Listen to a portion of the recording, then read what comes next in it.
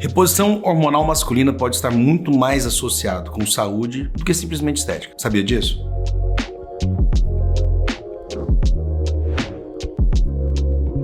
Os hormônios nada mais são do que estruturas moleculares que são produzidas no nosso organismo e que fazem o nosso organismo funcionar de uma forma 100% harmônica e engenhosa. O hormônio masculino chamado testosterona, ele não é exclusivo somente do homem. A mulher também possui a sua quantidade adequada de hormônio masculino. Mas a forma como esse hormônio desempenha a sua função no sexo masculino é relativamente diferente do que na mulher. Nos homens, a testosterona, ela vai promover muito mais massa muscular, força física e até mesmo assim um estado cerebral de mais alerta. Você já deve ter observado que o homem ele tem uma noção geoespacial relativamente maior. Já percebeu que o homem, quando vai conduzir o carro, verificar assim uma vaga de estacionamento, aparentemente ele tem uma noção espacial de tamanho de vaga um pouquinho melhor do que a mulher? E olha, eu não tô sendo machista não, isso não tem nada a ver. Eu só tô querendo dizer que a mulher, ela tem uma noção, digamos que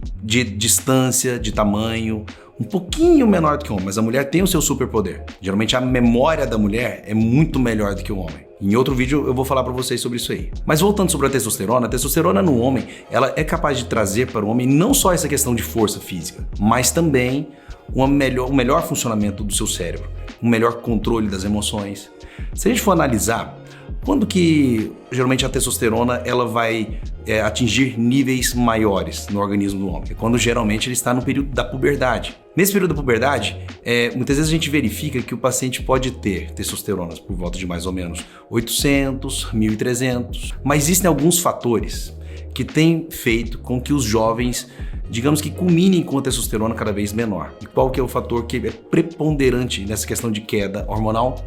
Inversão do ciclo sono-vigília. Ou seja, a tendência que os jovens hoje em dia estão tendo para poder dormir menos, digamos que se estressarem mais ao longo do dia, tem feito com que os jovens tenham uma testosterona cada vez menor. Agora, o que fazer com relação a isso, já que o jovem é jovem e muitas vezes não precisa colocar uma testosterona para o seu próprio organismo? Eu, como médico, eu vou dizer para vocês, a gente está entrando em situações, em períodos em que os nossos jovens estão evoluindo para cargas hormonais bem diferentes do que os jovens tinham, digamos que uns 50 anos atrás. Os jovens anteriormente, digamos que os jovens de 17 anos, eles tinham níveis hormonais muito maiores do que os de hoje.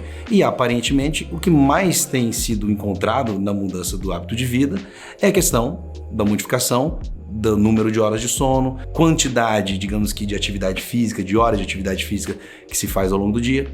E a gente percebe que uma vez que o adolescente, ele para de ficar acordado até mais tarde, para de ficar jogando joguinho, ou digamos que começa a desempenhar atividades cada vez mais saudáveis, a gente percebe que o perfil hormonal dele tende a melhorar.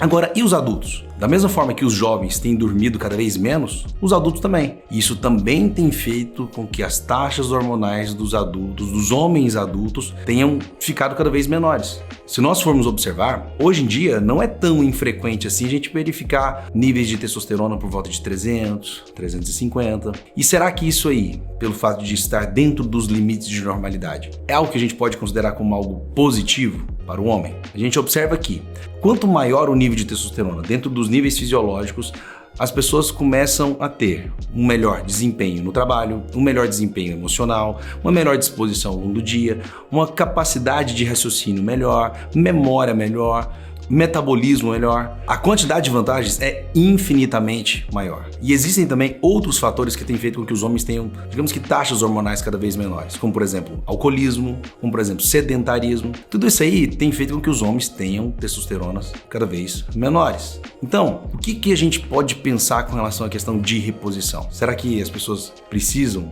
repor hormônio ou não? Por quê?